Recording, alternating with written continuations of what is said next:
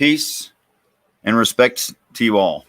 Welcome to Demolished Doctrine, the beginning of the end of religion. We have a very interesting guest today and a special friend of mine, Colin. Colin, if you would do a little bit about yourself for our audience. Hi there. Thank you so much, Richard, for adding me on. Oh, and I just got the alert saying that your channel is live. All right. Hi there, everyone. Yep, I'm Colin. My background isn't in apologetics or anything for Christianity, atheism, anyone. My background is actually in literature and ancient literature in particular. Some of the areas I've really enjoyed is the Bible in and as literature, because I'm not Christian, but I find it a very fascinating text, and it's been written about in interesting ways. And I find when you strip the religion and doctrine away, what you have left with the text is of particular interest. And that's one of the reasons I like Richard's approach to it, is because I feel like he works closely with the text and with what someone with a mind towards really getting at the heart of the literature would be trying to pick apart and get into.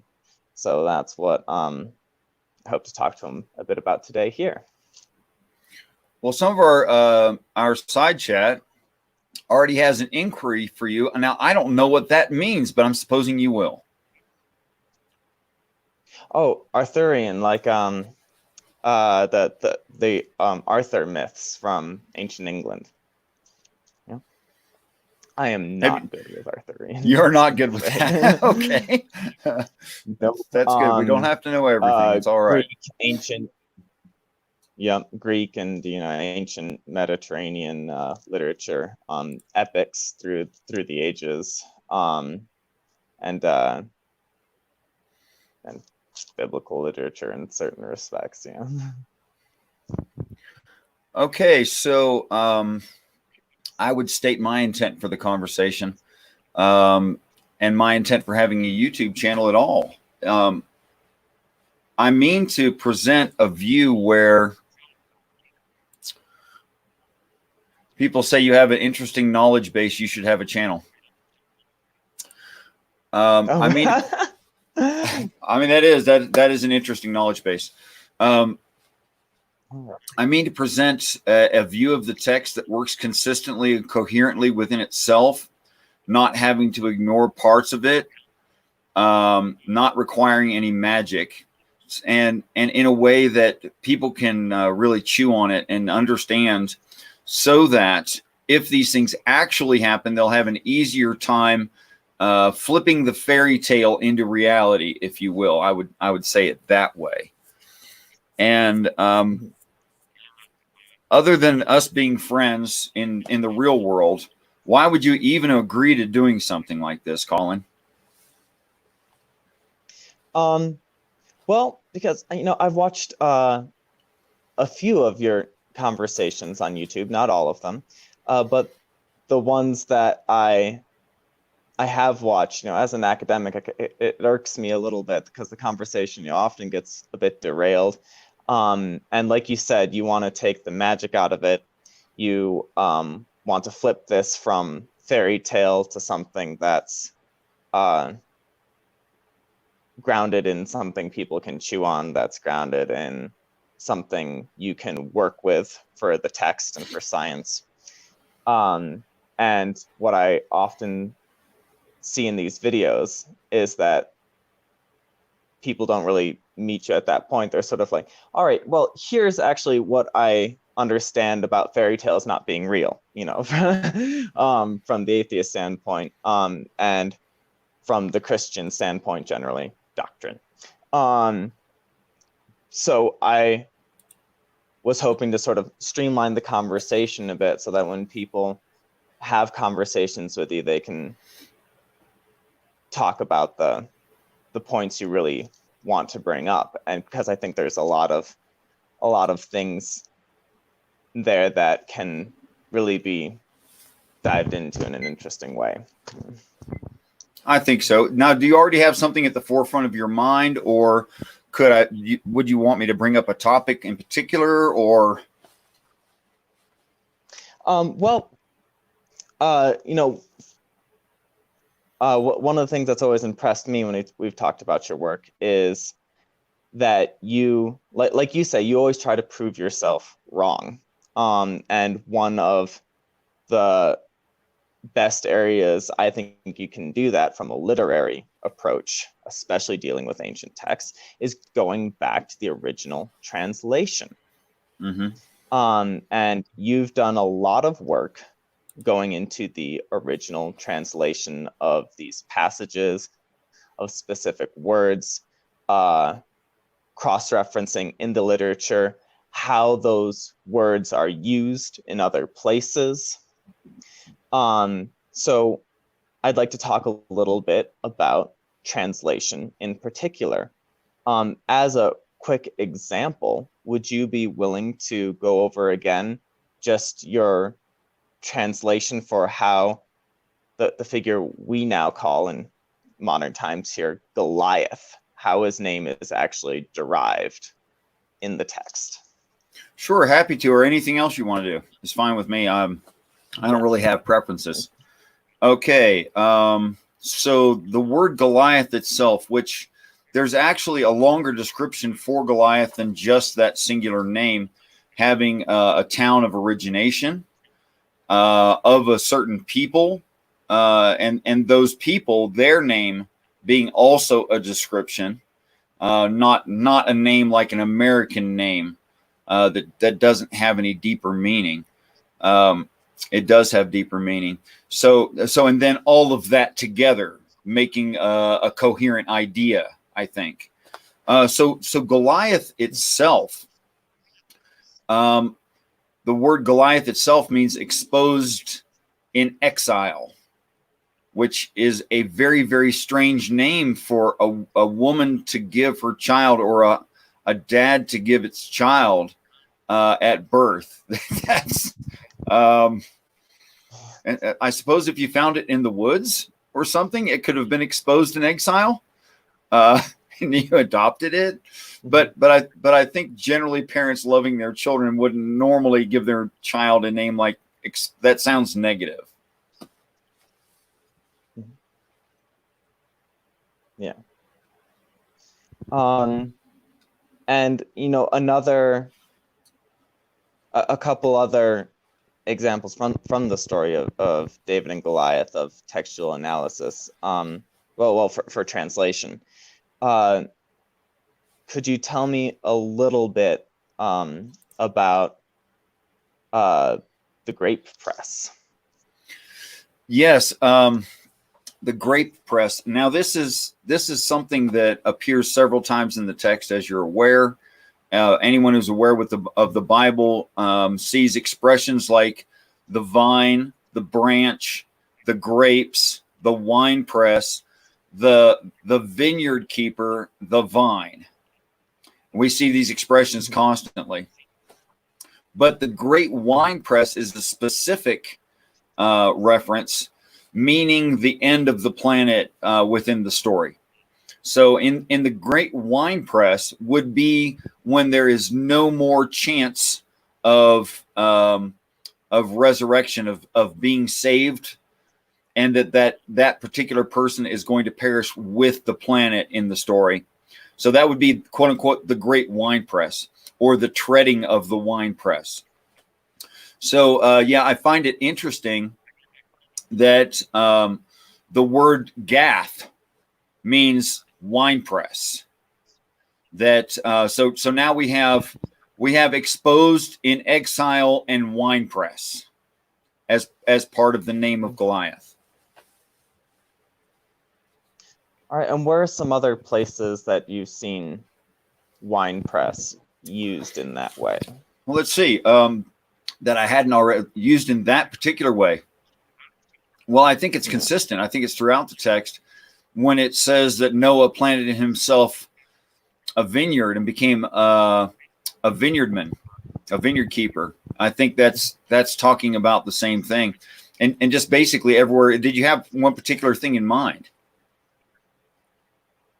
No, as you've talked about this with me before, usually when you have a different understanding of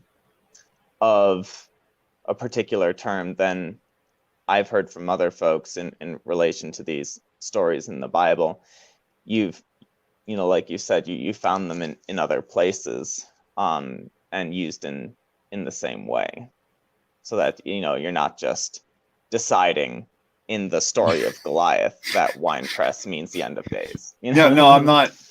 No, it's consistently used the same way as I see it throughout the text.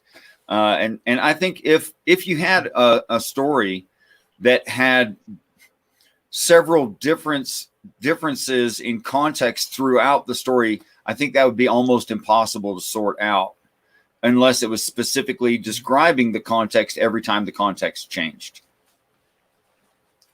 Oh yeah, gotcha.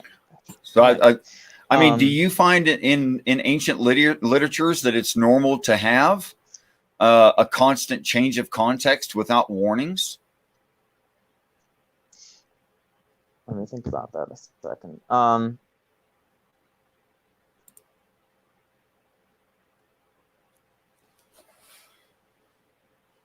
No, usually the focus stays consistent, and yeah, I mean, certainly in my in the Eastern Mediterranean sort of texts I've read, if a term is used in one way in the text, later on in the text it's used in the same way, or there's a darn good reason why it's used in a different way. Yeah, I think there should be. Yeah. All right. There's a couple other sort of linguistic curiosities like that I want to get to. Go ahead. Later, but I want to go over a couple other things sort of stemming from this. First of all, in transitioning to sort of the broader context of your work with these texts, let's talk about some more language translation-based things. It has always been my understanding in my reading that ancient Hebrew is a very purposeful language. Yes, I find it to be. The letters are also numbers. They're constructed in certain ways. There's whole areas of study like Kabbalah that look at, the very particular structure of these letterings and the order they're written out even. Is there anything you would like to say about sort of purpose in language and then the what's a better way to put this? Just take your time, please. Yeah, sorry. No, take your time. It's quite all right. Oh yeah.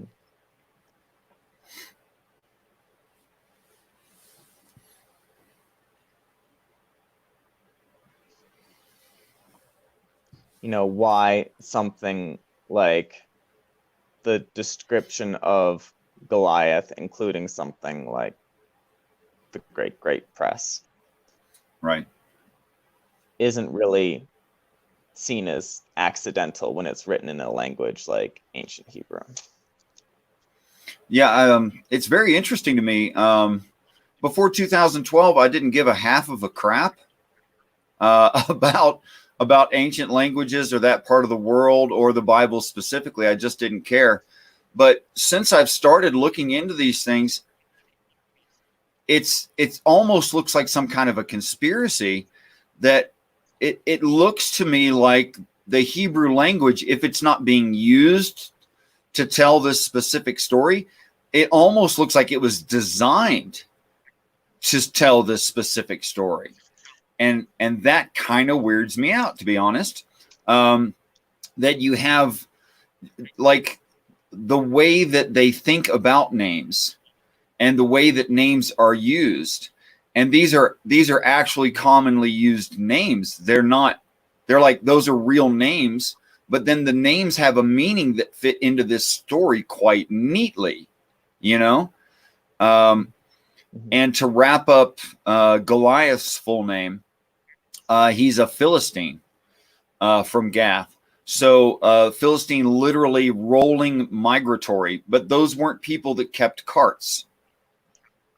Those people were nomadic, but they were not cowboys and Indians rolling around with oxen and carts. That's just not how they did it. And since people don't roll, but the word Philistine, actually, in or outside of the Bible, it doesn't matter. It actually means rolling migratory. So as a full description of Goliath, you have a giant who is exposed in exile and who is a rolling migratory during the Great Winepress. That's the full name. Now, that's a really weird name and description, but works quite well for the text for the way I understand it.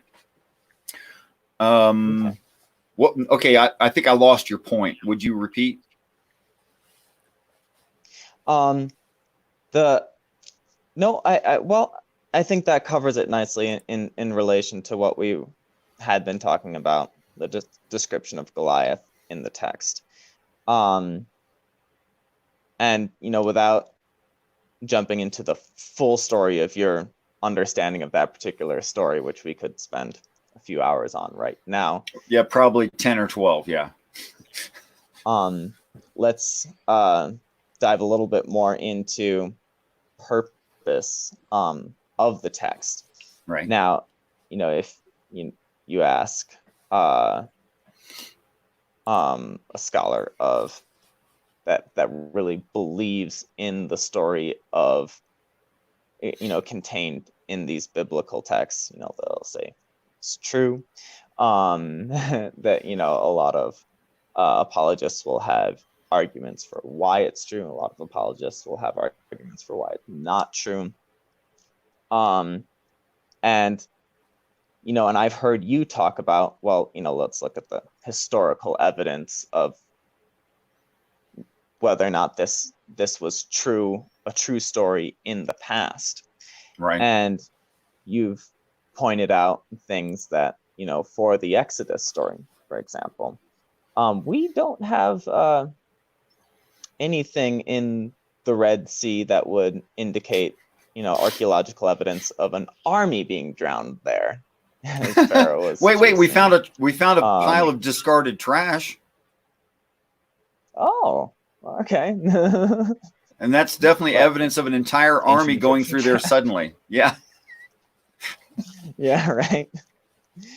And I think there will be many people who would agree that there is a lack of archaeological and historical evidence for things in biblical texts having actually taken place somewhere in history on this planet. But that's not ever the argument you're trying to make, nor is the argument that these texts are kind of erroneous and cultural folk tales either. There is a little bit of element of future predictions, and there's also a historical element, sort of an extraterrestrial historical element from what you've told me, that this could be history of other planets, and that the prediction is that this will become history, something that will come to pass on this planet. Is that fair? It's very fair. In fact, it's generous. Yeah. I think that it's obvious that people suffer from tribalism and pride of self. And because of that, we have a tendency to think of things a certain way. But I think that if someone's going to take the text of the Bible seriously and critically, they have to take all of it. I don't think it's fair to pick and choose what parts you like, what parts you don't, and simply not talk about or even cognitively ignore the parts you don't like. So I think that shows inconsistency within the reading. I don't think inconsistency is a good way to read anything. So I think instead that Christians and even Hebrew people, the Jewish people, are ignoring parts of it to their liking. And when they do that, that's fallacious. So when Hebrews 1 and Hebrews 11 reads, with these invisible things God so made the worlds, I think it means with these invisible things God so made the worlds. Call me weird, but that's what it actually says, and I think that's what it actually means. So I think it's more easy to read that what is being spoken of is a continuous cycle of events. There may be a little break in between events. I can't be certain of that.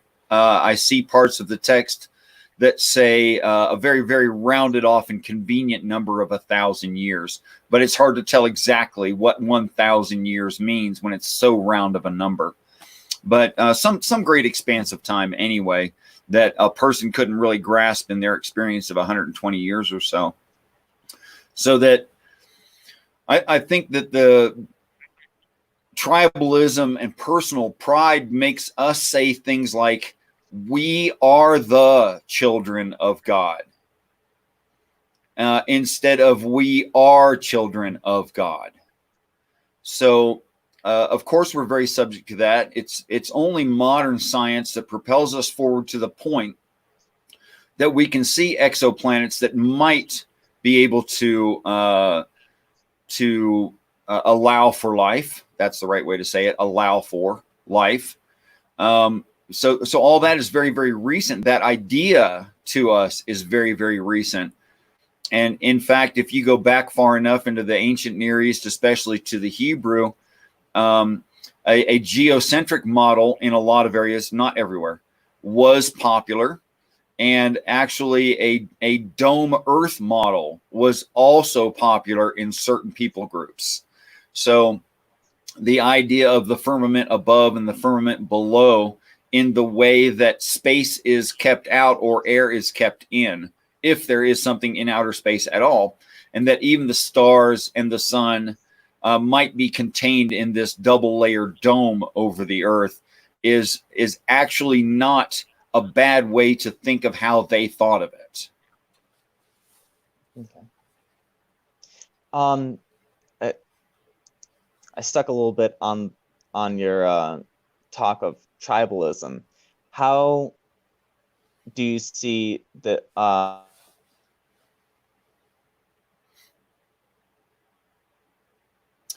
and we're waiting on internet, and I'm going to re-queue you when you come back up.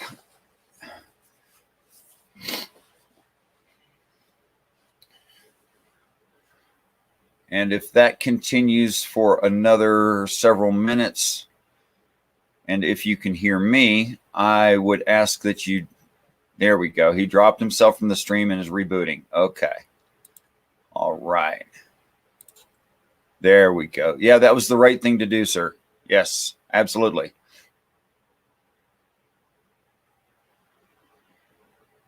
All right. Is it working now? Seem to be frozen again.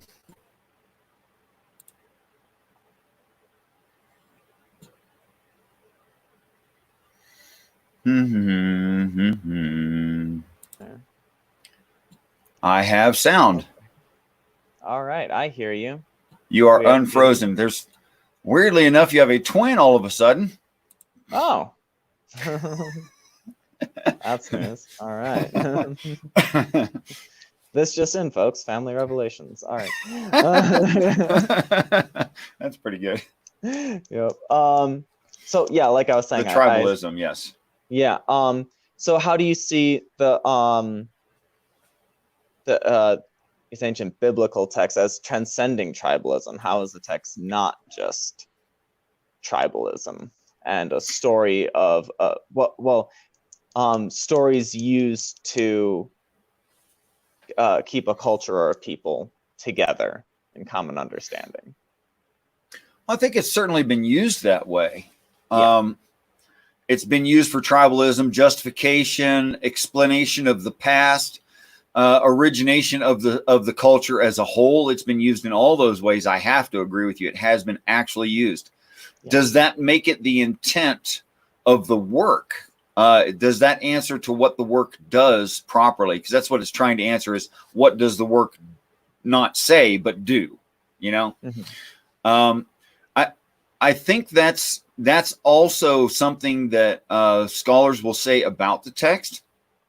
But it's actually so I'm not when I say this, I'm not arguing with you your mainstream view of it at all.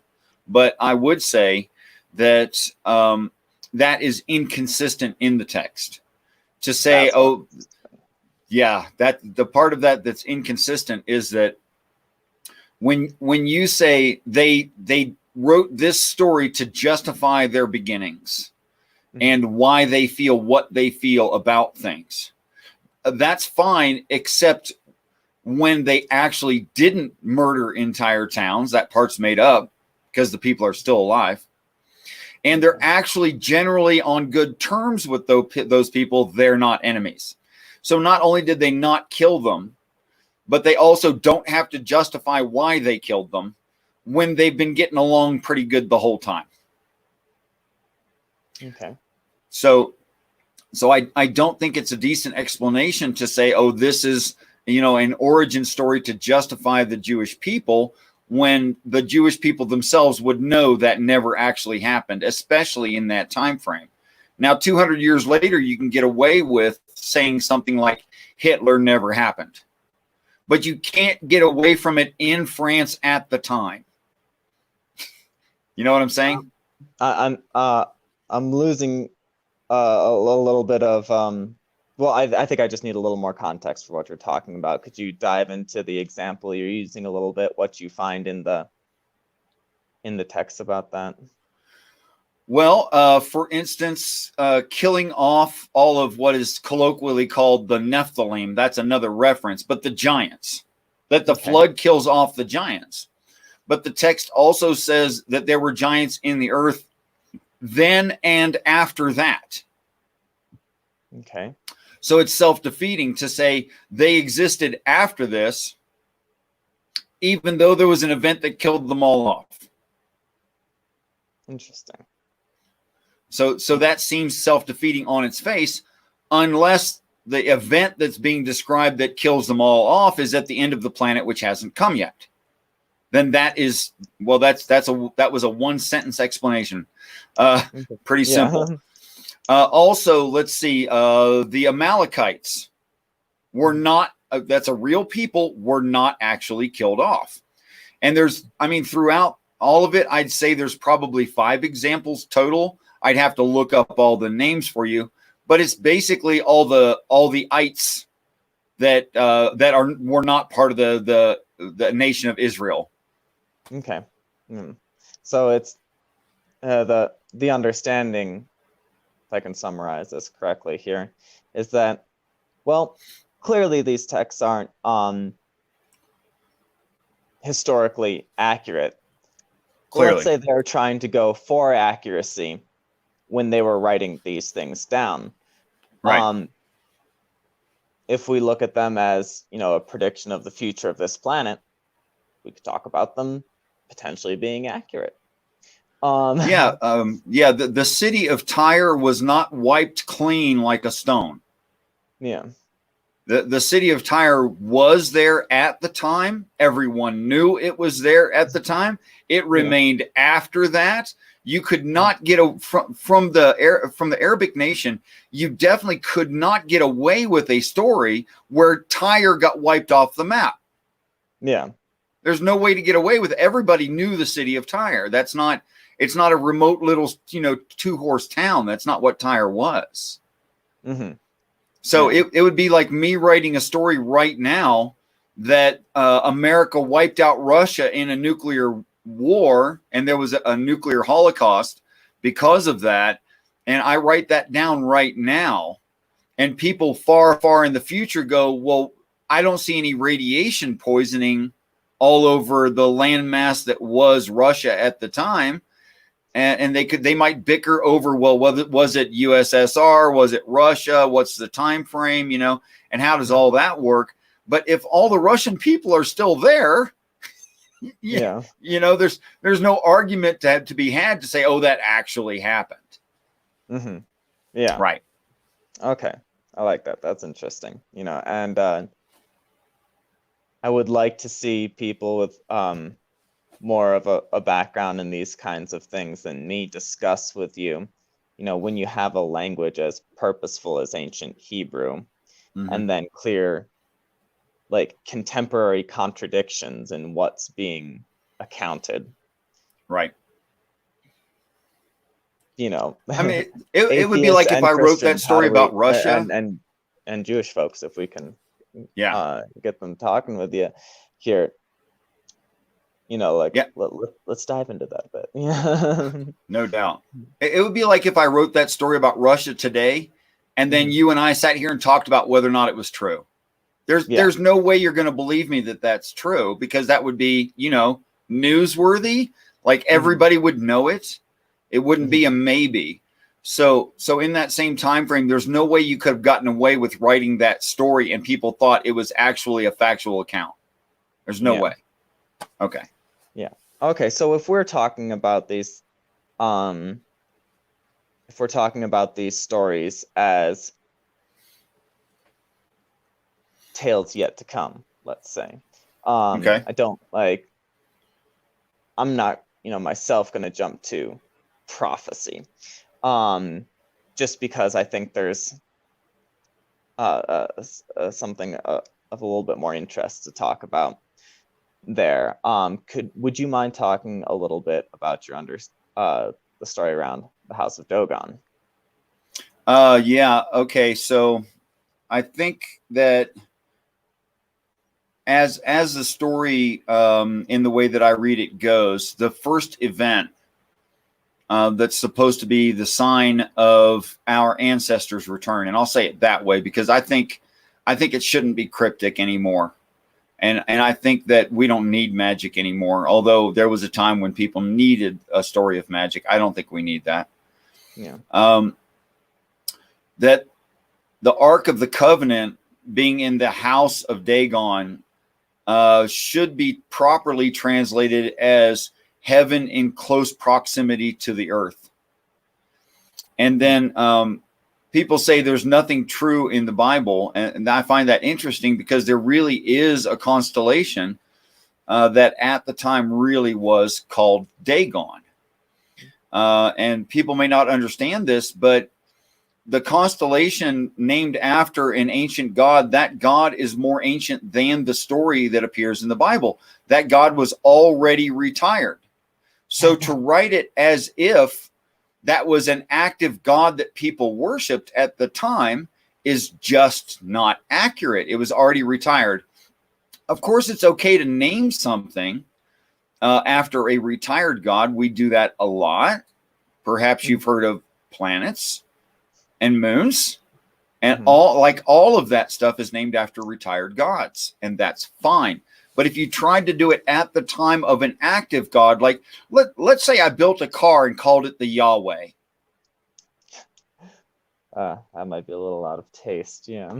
I think people would not appreciate that. Even if it was the nicest car ever, it's not okay to call it a Yahweh because Yahweh is a name of an active god. It wouldn't be socially acceptable. So that's not what they did there. But again, the people of the time would have known and not accepted that. I guess there could be some remote temple that was still active for whatever reason, but it couldn't be a major temple in a major town with a good number of people there still practicing homage to a retired god. That doesn't make any sense. But it was a constellation in that time. Go ahead. Could we, just for my understanding, in the text, in the story, do you know the more common understanding of why the ark is in the house of Dagon? Like, Well, I could recall to people the story of it. Yeah. The story of it is that the Philistines, that is the rolling migratory, they stole the Ark of the Covenant, and they put it in the quote unquote, and this is the original word is house, not temple, so don't mistake it. Put it in the house of Dagon. Okay. So the way we use the word house in reference to things in space is in reference to the area around a constellation. So the area, like basically halfway between the Dagon constellation and say Ursa Major. About halfway in between is the dividing line between those two houses.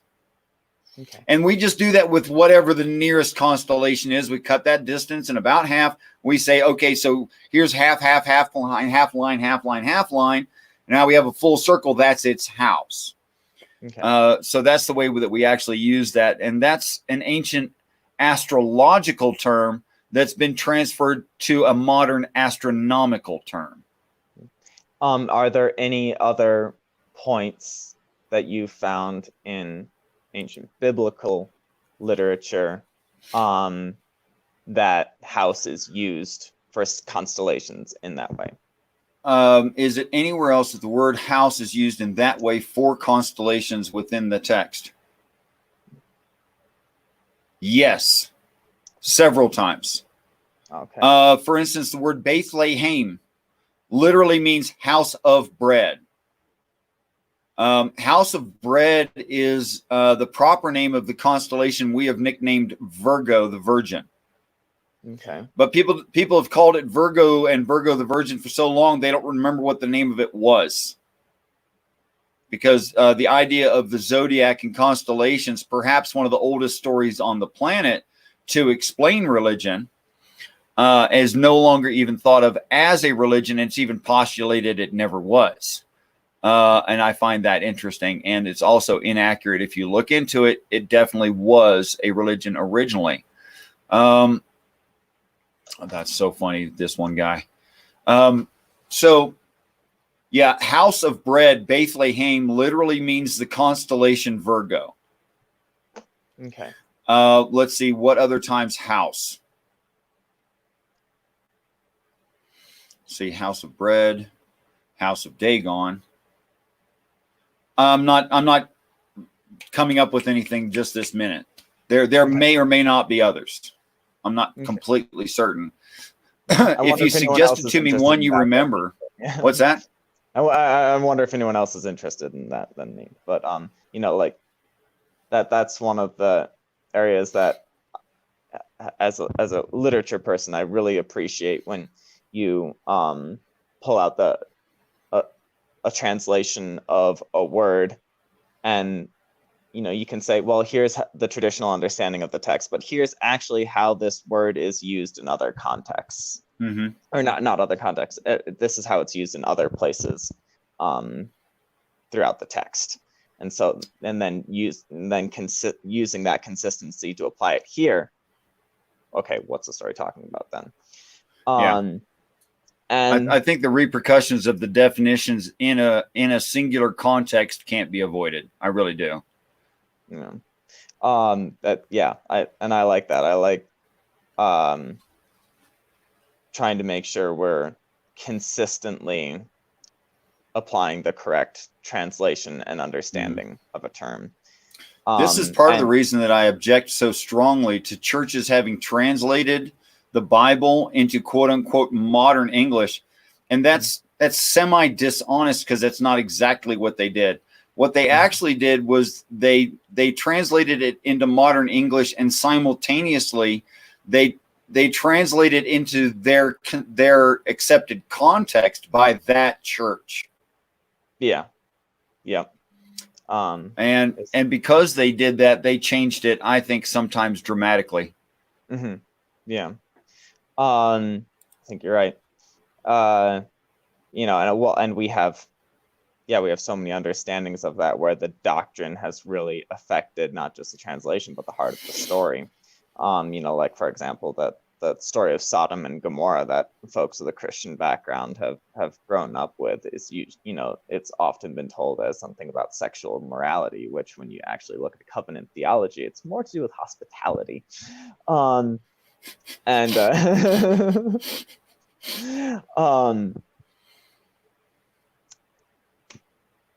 Okay, so back to the House of Dagon.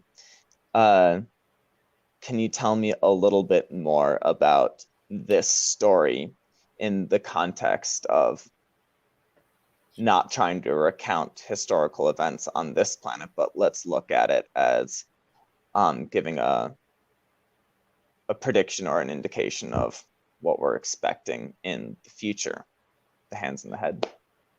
Before we do, Okay. would you now Peter Wendt, who is brilliant, and he's not, I'm sure he's not being sarcastic here, because he makes it obvious when he's joking. Mhm. Would you read that, or I'll read it aloud to everyone, and if you would address it rather than me, though it was pointed at me, and if you don't get the reference or whatever, then I would answer it. But I think this is something actually would be good if you addressed. The word Haus is German word that got adopted into English. I would be interested to know what the original Hebrew term is. Now, if you would speak to that as an observation about literature and language. Okay, that I would like to know what the original Hebrew term is too. But Right. As a general idea, yes, this is where translation becomes so sticky, and why looking at biblical text, the ancient Hebrew text, the later Christian text, the New Testament, I'll say, becomes really interesting for me.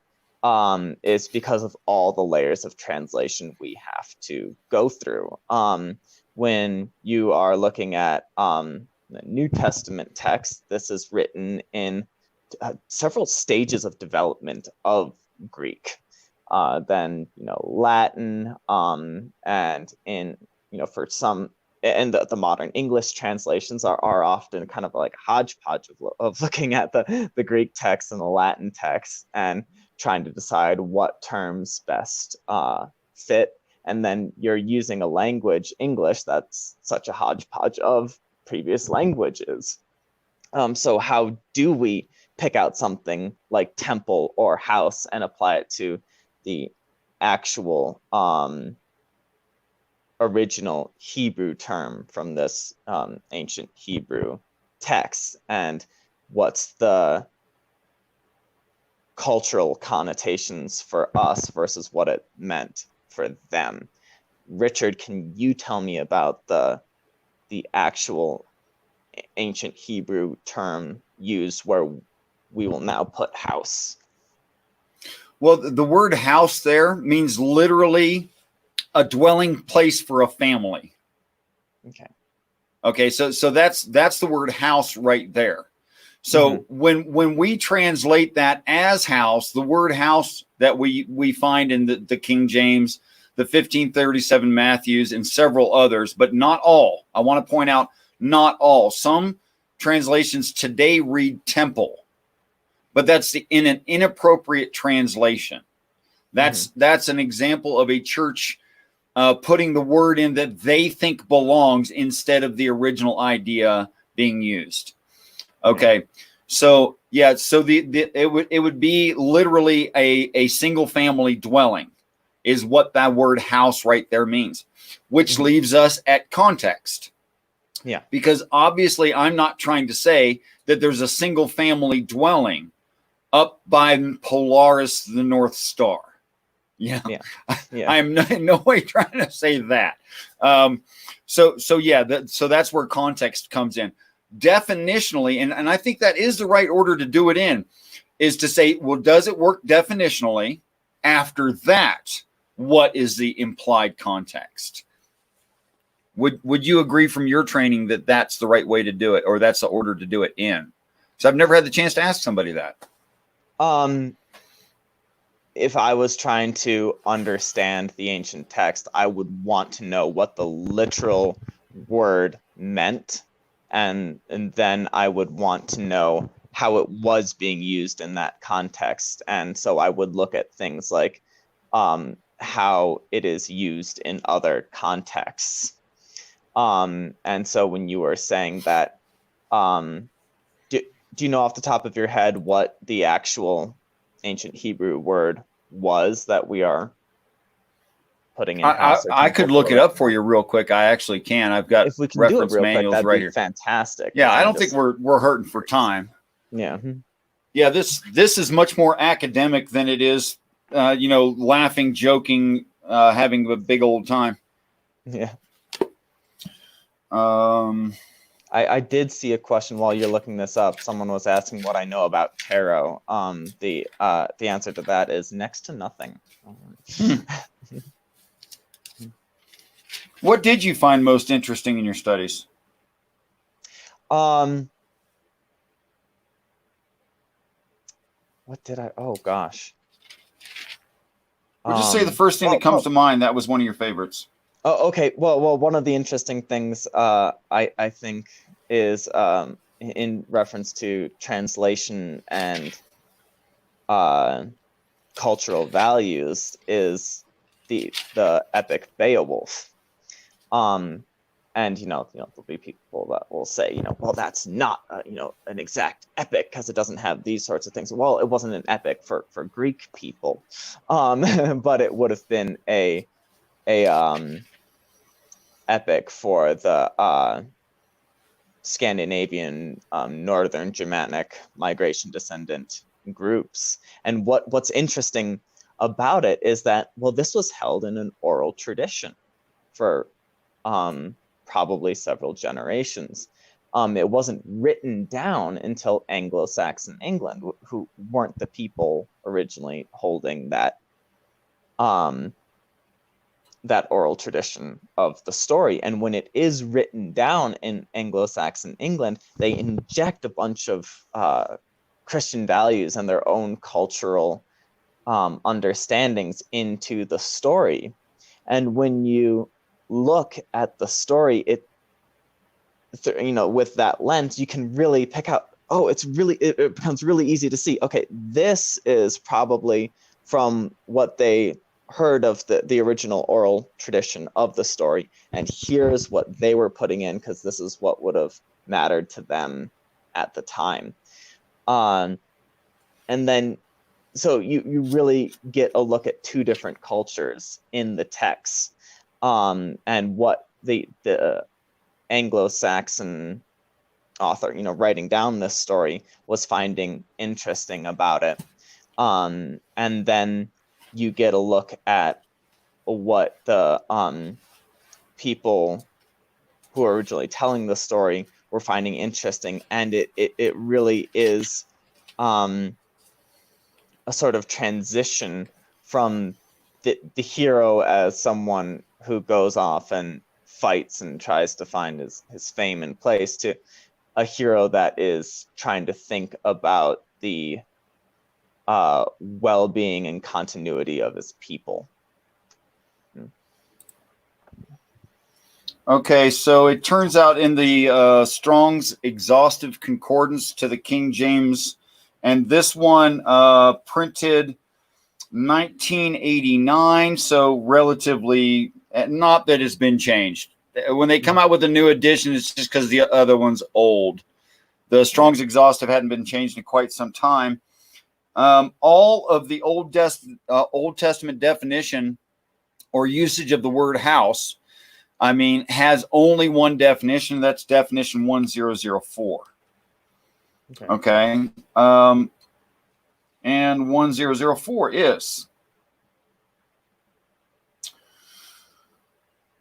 Bayi.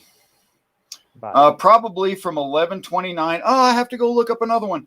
A house in the greatest variety of applications, especially a family house, etc. Could replace the words court, daughter, door, dungeon, family, fourth of, great as would contain, hangings, homeborn, winter house hold, inside word, palace, place, prison, steward, tablet, temple, web, and within or without of a house. Okay.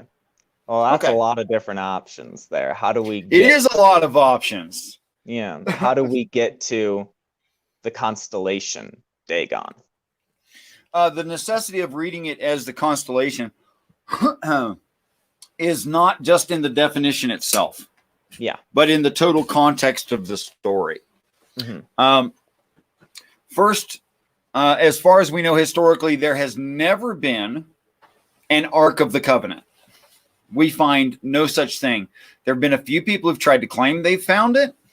They get disproven over time. Yep. But then on the other hand, and this is not a correlation fallacy, but we've also found the Ark, Noah's Ark, how many times do you think? Around 20, probably. Oh yeah. Yeah, at least we found at least 20 of them. Apparently he had a fleet. Yeah. So I'm just saying it's not a correlation fallacy, because I'm saying Christians will lie, or not even lie. They can be honest and think they found something. But if you really dig into it, you investigate it, it's not going to be what they think it is. Yeah. It's just not going to be that item. So no, Harrison Ford was not chased by the Nazis, and they get possession of the Ark of the Covenant. That's not how it really went down. There is no Ark of the Covenant. Darn. Man, I thought that was the explanation. It's in a German warehouse somewhere. No, wait. At the end of the story, it ends up in the Smithsonian, or I think. Is that where it ended up at the end of the story? No, it ended up in a secret military warehouse. That's it. That's it. This one guy has a question. Does Colin know about the whole Sons of Seth, Sons of Cain story? What I know of that is like the very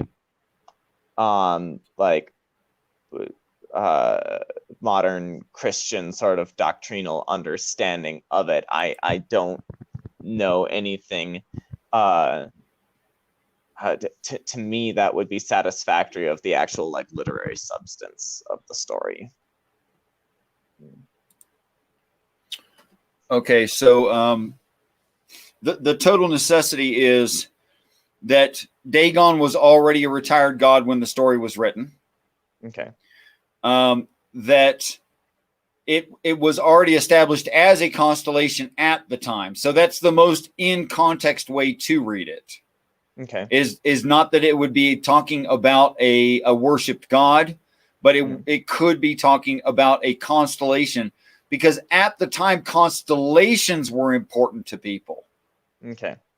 So there's contemporary usage of the House of Dagon as a constellation. Yes, but not as a living god. Yeah. Okay. Okay. And then further, that through the rest of the story, it talks about things that can't happen in physical reality on the planet. Okay. But can happen in a storytelling of it. For instance, it says it suggests it's a likeness, but it never says it's a likeness of Dagon.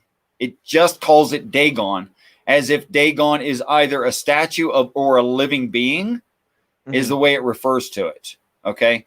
So it reads that it was up on an elevated area, like a pedestal or a plateau or a table, and it fell off the table when they put the Ark of the Covenant in the house of Dagon.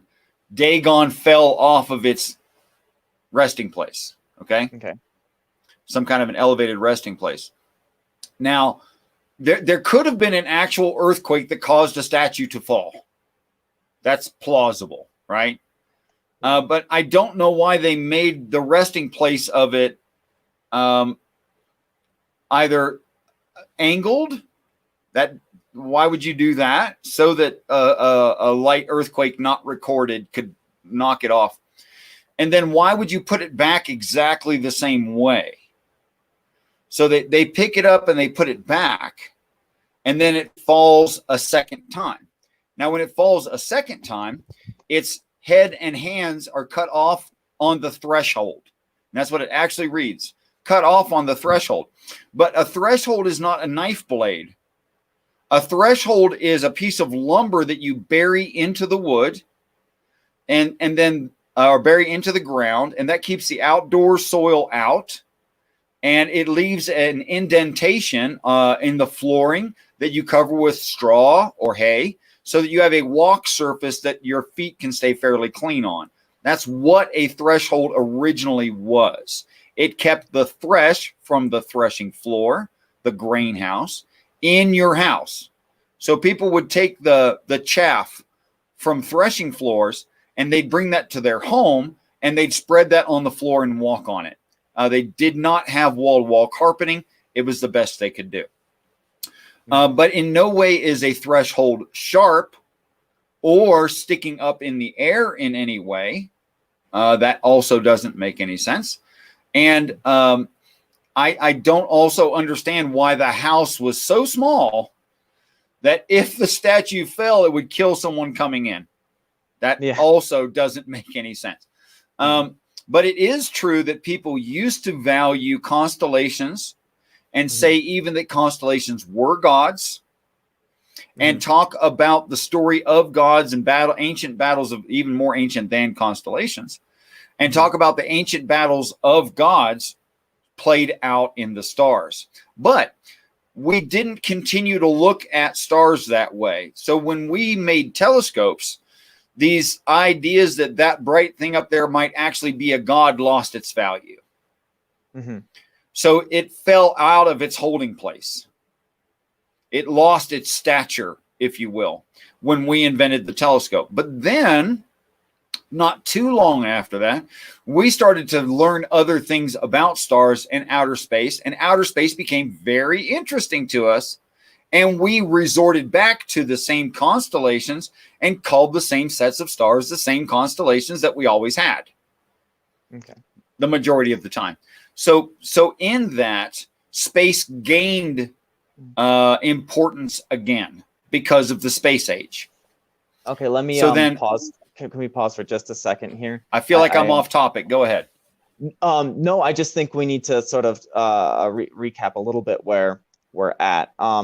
So what you were talking about is how the best translations we can have of these ancient Hebrew terms in the story, in their context there, it doesn't really make sense for telling a story of the Ark, the Ark of the Covenant going into a single family home, a statue falls over with an earthquake, its hands and head are cut off with a threshold, which wouldn't cut things off.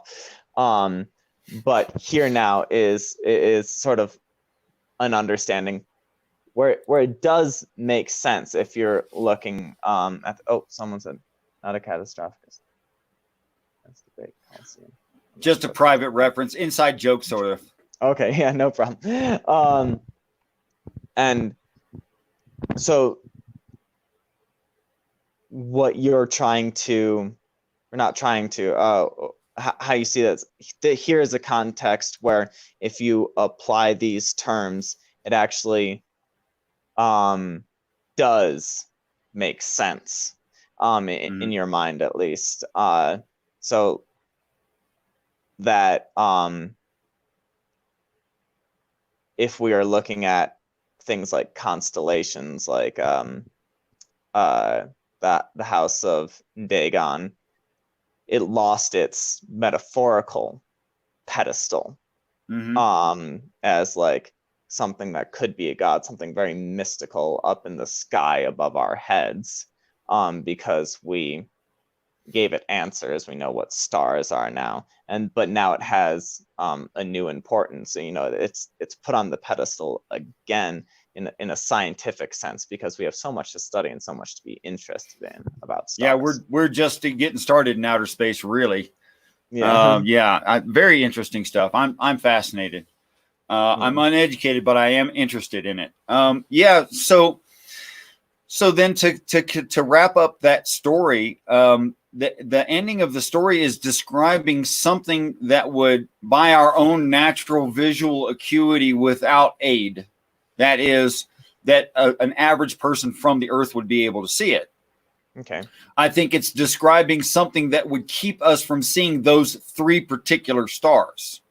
Yeah. And I've gone into great detail with a few different people why. Because I've been accused of cherry picking and finding my own confirmation. But what actually happened with me personally, and this is personal, not so much textual. What happened with me is I saw that in the story, not even knowing the constellation existed, but read in the story that it must be talking about a constellation. It couldn't be talking about an ancient house or temple or anything like that, or an actual Ark of the Covenant. It couldn't be talking about those things. So then after that, I looked up to see if, and at the moment, you could not get me to bet my life on whether or not there was a Dagon constellation. And besides that, we haven't used the term Dagon to describe that particular constellation for a very, very, very long time, although the head and hands never changed. What do we the call lazy W, go ahead. What do we call it now? Today it's called Draco. Okay. So if you look it up today, it's Draco the Dragon, but it's still the lazy W that somewhat wraps around Polaris, the North Star. Okay. Ending in a almost perfect triangle. To our perception, it looks, if you took out measuring, it's not perfect. But to the human eye, it looks like a perfect triangle. That's the head and hands of Draco, which were the head and hands of Poseidon, which were the head and hands of Dagon. Okay. So those haven't changed, because the rest of it's just a lazy W, and it's just an elongated fish body or dragon body, or like that. Okay. So what does it say in the text about the head and hands of Dagon? It says the second time that it falls. And I think that outer space is not going to lose importance again. Yeah. I think that I can safely say it will never become less important than it is now. Yeah. I think that's safe. That'll only increase in importance. So in order that something lose its head and hands, it's talking about our ability to perceive its head and hands. Okay. So if that's all correct, and yes, it's a lot, but if that's all correct, then what we have is something blocking our view of the head and hands of Dagon, not removing them from the constellation. After all, those stars are very, very far apart. They're not in close proximity. And even if they were, you couldn't get to one to remove it. And then how would you remove it if you could get there? So it's not talking about actual removal, but only our inability to perceive it, I think. Okay. Now that was, I think that there's something that's going to actually do that. And found by NASA in 2017. And I'm not going to be able to see you for just a minute, but okay. Whoops. Oh, lost Richard's audio as well.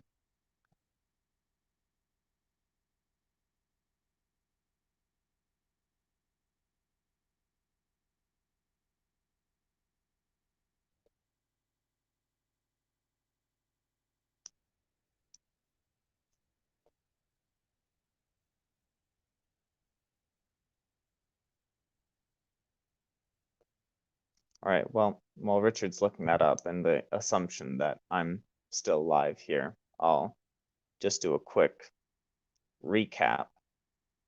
Maybe he can correct me when he comes back. I hope he can hear me.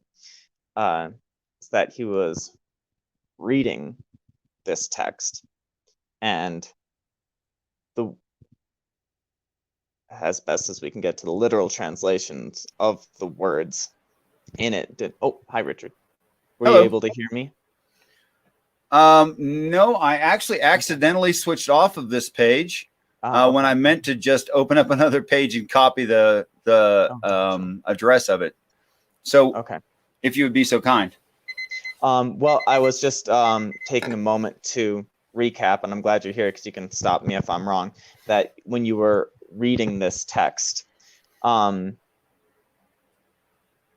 the words as they presented didn't make sense. Things like threshold being used to cut off hands. But what did pop into your mind there as what it could be talking about, if it's not talking about a literal house, literal threshold cutting off head and hands, that it could be talking about stars in the sky. And as you went to follow that up, you realized, oh, this actually was a name for a constellation that exists. And that as you studied more about this constellation, you found, what was it, this data from NASA? Yes, and I've put that in the chat if anyone wants to hit that link during the show, after the show, whatever have you. That is a three-dimensional graph that you can actually left click on with your mouse and drag it around and look at different angles. It has our solar system, and one line represents the plane of our solar system, and the intersecting x-axis, I guess. So you got Y as the solar system, x-axis is pointing toward North Star or Polaris. And you can plainly see that that comet is going to be piercing our solar system or near piercing our solar system. And of course, there's a margin of error for that NASA puts in the graph. Those would be the lines coming down from the baseline that they think the path of the comet is going to be. But there's almost no doubt that particular comet is going to be very, very bright in the sky from our perception. Now, there's no question about that. Right now, it is about 6.23. Hold on a second. I'm not going to disappear this time. I promise you. Yeah. It's right now in distance. Here we go. Looking for the update. How far is it?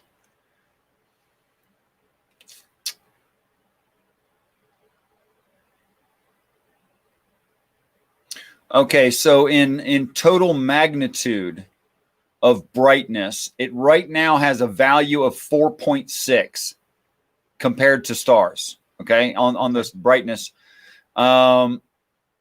slope, nuclear magnitude.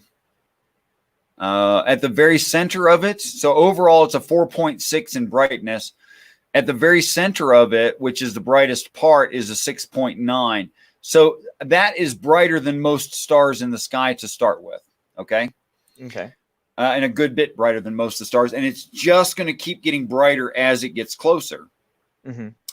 And right now, although it's further away than the planet Jupiter, mm-hmm.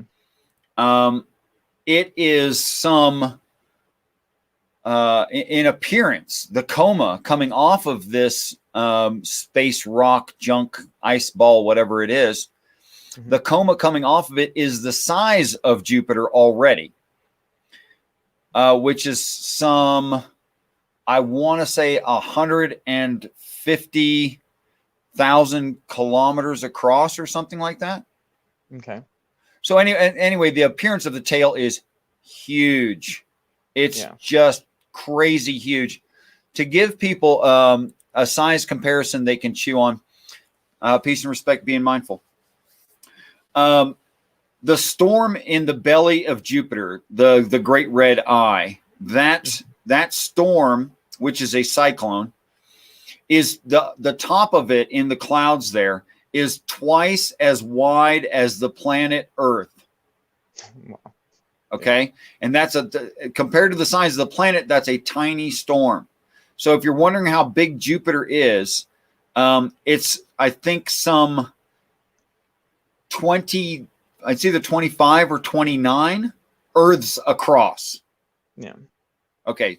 So, and in mass, it's approximated by NASA that you would have to combine all of the planets other than Jupiter and put them all together and add a little bit to get the mass of Jupiter. Wow. And this thing's coma is bigger than and farther away than. Bigger in the same size roughly in appearance, but further away than Jupiter. So it's a really big, bright coma. In fact, it's a record-breaking coma. What's that? And according to NASA, where is this well, if object headed? For anyone and for you, since you're on a phone right now, I recommend you not do it because you're probably going to do exactly what I did, which is drop out. Yeah, that link in the chat there will bring you directly to a three-dimensional chart. It would take up a little bit of processing power right now, so it's not wise to go and move the chart right now. But because that would pretty much cut you out of the stream or slow you down a lot. But that's a three-dimensional chart, so you can actually grab hold of it and manipulate the size of the chart, what angle you're looking at. So you could take the north axis and point it like that and look up through the north axis. And you can plainly see what direction that comet is coming from. And so because it's so bright and big, and yet so far away that it's outgassing further away than anything we've ever seen outgassing ever. Wow. And for that reason, it's a record breaker. They're saying it's probably the most ancient comet we have ever witnessed in modern times. So it's in that way a record breaker, not just for size of the coma, but also for distance. So as comets go, when I say record breaker, I'm also simultaneously saying really weird. Yeah. It's really weird because we see comets all the time, guys. Yeah. So when that comet starts to get close enough to our sun and starts making a curvature around the sun, it's going to be at a 90 degree by a 90 degree to our solar system. So it will be coming straight down. Okay. Now, I estimated the amount of time that by our perception and where the Earth is in its orbit, that it'll be coming straight down. Okay. Which means nothing in space, but it means something to us here. That it will be coming in that slight curvature, but essentially straight down toward our solar system for more than 8 months. Okay. So by our perception, it'll look like it's not moving much, but it'll just keep getting brighter and bigger. Okay. Over the course of more than 4 months, less than 8, something like that. Okay, so I might have misunderstood when we were talking earlier that this isn't NASA's prediction of its trajectory. This is your understanding of its trajectory and where it will come across our night sky at the time. The only thing that I'm postulating is that NASA, that's not shown directly on NASA's charts, is that the human person, because NASA doesn't care what you see. Yeah. NASA's only going to say, hey, if you're a novice with a telescope, look here and you see whatever you see. Okay. So other than establishing that it's a good sized chunk of rock and that it's brighter than anything at further away than we've ever seen, other than that, they don't care about your common person on the ground and what their perspective is going to be. They're not looking at it as a prophecy, of course. I am. So the only part that I'm postulating is that as the Earth's orbiting around the sun, and because of that angle, and because of it sloping around the sun and essentially going straight down, that for a length of time, we will be able to see it instead of those 3 stars. Okay. Well, that's what I'm saying. Yeah, I don't even think we need to talk about this with the term prophecy, because there's unexpected astrological predictions aren't alone in your, it's your example here isn't nearly the only ancient one. One of, the first example that comes to my mind is the Mayan long count calendar, which aligns with astrological phenomena, not just the rotation of the earth or the rotation of the earth around the sun. Astronomers have been able to link larger cycles in the Mayan long count calendar to things like our rotation through the galaxy, which I doubt the Mayan civilization was around long enough to physically observe themselves. So I think when we look at Mayan civilization, okay, we can rule out them having advanced telescopes, right? We can rule out them having been around long enough to observe and detail our movement through the galaxy. So it really is kind of a big question mark. Okay, so how did they have a calendar model that could chart cycles like these? And I doubt it's anything magical. Yeah, I don't think it's going to involve magic. No. Yeah, right. And just like how I doubt anything in this story that you're describing of this object blocking out the head and hands of the constellation that we call Draco now is magical. I'm okay having some open questions. We don't necessarily share all the same beliefs. Right.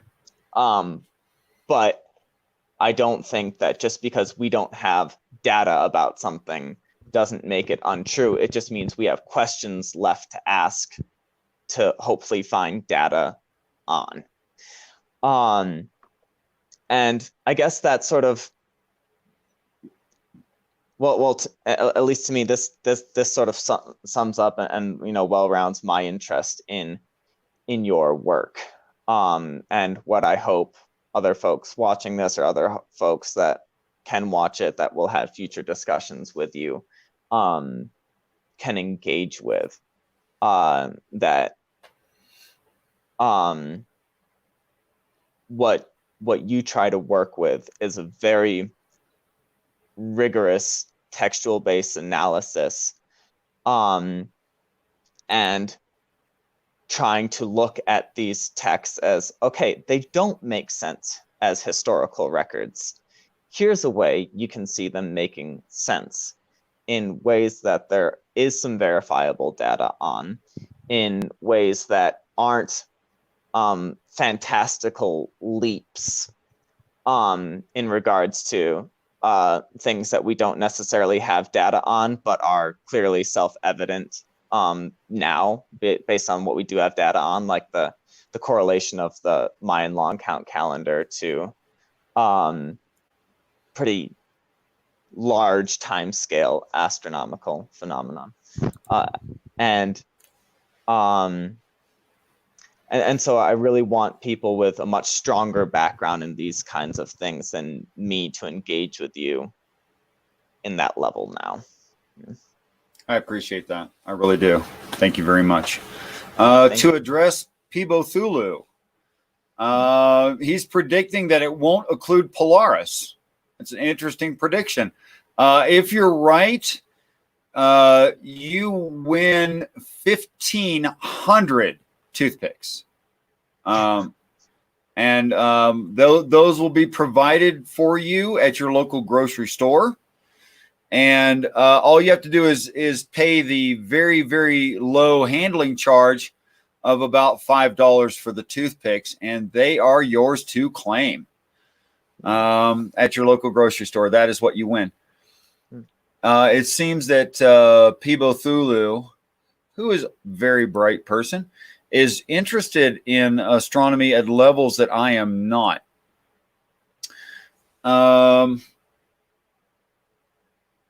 If you want, Peebo, if you wanted to come into the stream, you could. I would give you a link, and perhaps you would describe to everyone, including myself, and unless Colin, you can describe what calves means for a comet to calve. It like has a calf, like a bit of it comes off to something else. I would like to hear what he's saying, though, if you'd like to come in and talk about the trajectory of this comet a bit. So if it has a baby, of course, that would change its trajectory. Yeah, that makes sense to me.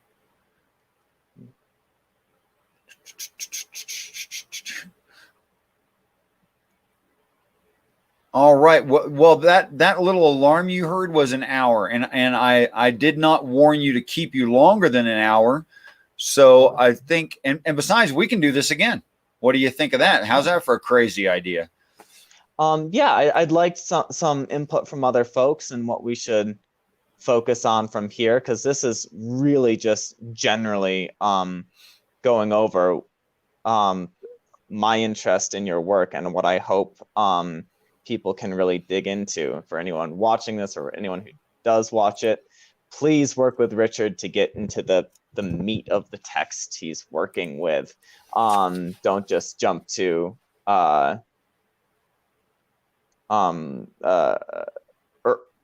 critiques you would have previously had of a theist or of someone who doesn't have a doctrinal belief in these texts, because what he does have it is from what I can tell pretty unique, and I really want people to engage with that. What results it produces, what conclusions it produces. I'm open to, but I really want someone with a mind towards really dissecting the text and looking at the idea of, okay, these texts don't make sense historically. Let's look at other ways we could see them as making sense, and really get into the substance of Richard's work as he sees them as making sense, as like astrological, and also on Earth, predictions of the future. I appreciate your vote of confidence. Thank you. Yeah, it's so funny to me. I'll say this stuff, and atheists, and sometimes hard atheists, will start defending the text in its historicity. Yeah. And I'll just the idea that it's meant to be historical. Yeah. Right. Yeah. They'll say, "Oh, it's meant to be historical." Well, that doesn't make any sense. And besides, you already know it's not historical. Yeah. Yeah. So why defend something disproven? I have no idea. Yep. Okay. So critique Richard's points about how it could make sense for a future prediction, and listen to his points about how it could make sense as a future prediction, and then start digging your claws in. There you go. That's the time to be vicious right there. Vicious, but vicious on topic. That's what I'm about. Okay. So what do you think of the idea of starting up your own channel? People seem fairly interested in the background that you have in education and literature. Oh gosh, I would have to brush up on some things, and well, I mean, now is the time to do it. I have the extra time around the childcare. I have a toddler, and we're all home for the pandemic. All right. Thank you. Yeah, he's got himself a little cherub, just cute as a button. Okay. Ba-ba-bum-ba. Yes, and several others. Yes, and thank you so much for the talk, and I would invite you back again sometime, Colin, to talk more about the literature itself. Yeah. And I think that you've been gracious, you've been kind, and I thank you for showing up at all. And I think you've been more than tolerant, and I thank you. Thank you for having me on to get my academic nitpicks in here. So, Right on. Thank you, Richard. Oh, thank you. Okay, guys, that's the end of the show. If you guys want to submit a question, Colin, would you take questions from the side chat? If they have anything that and you have been the whole time, so I assume you would, but you don't have to. If you could stick around for a few more minutes in case someone wants to throw a question at you. I'm would that afraid be okay? I have to go now, but I would really be interested in people's questions. And if they could ask and you could pass those on to me, maybe that could be the start of our next video. Okay, so guys, if you have questions for Colin, put them in the comments below, and we'll be sure that he gets them. Colin, thank you so much for coming by. I really appreciate it. And when you feel like you're comfortable, that little red circle with the white X in it is how you get out of the show. So you can drop yourself from the show anytime you want. Peace and respect to you. Peace and respect, my friend. Peace.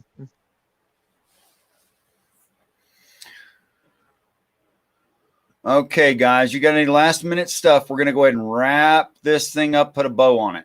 Okay. Question for Richard. Have you been following the weird things Beetlejuice is doing? Any analysis? I'm sorry, Peter, I have not. I've not been looking into, but you're going to make me do it now. So I guess I'm going to at least look a little bit. Are you talking about the bulges out, maybe a weird dust cloud? Yeah, it's so hard for us to tell some things. Oh, I think I know what you're talking about, where they thought that possibly it was going to go nova soon. But now they think because it didn't, it's just a cloud of dust that's being illuminated by Beetlejuice. Is that what you're talking about? Yeah, I think so.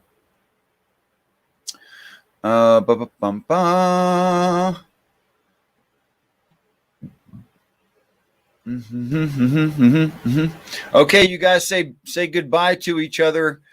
I have nothing but peace and respect for you all.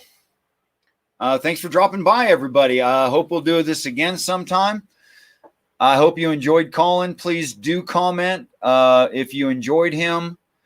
And if you have a high percentage rate of enjoying Colin's brain as I do, then we'll have him back on for you sometime at your request.